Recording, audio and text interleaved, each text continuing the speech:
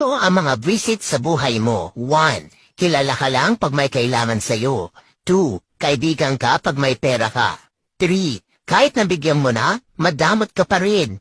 4. Masama ang loob pag hindi mo napagbigyan.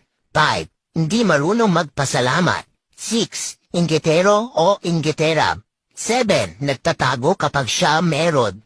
8. Hindi natutuwa kapag kumaangat ka. 9. Mabait sa'yo pag may hinihingi na pabor. 10. Kaibigan ka daw pero inilalaglag ka. 11. Nag-e-imbento ng kwento sa ibang taong kausap para mapagtakpan ang masamang ugali niya. Kaya lagi mong tatandaan na ang pagiging mabuting tao ay hindi basehan sa kung ano ang natapos mo o anong relihiyon mo. Nakikita ito kung papaano mo itrato ang iyong kapwa-tao. Pero minsan kailangan mo magbago dahil hindi lahat ng tao na sa paligid mo deserve ang kabutihan.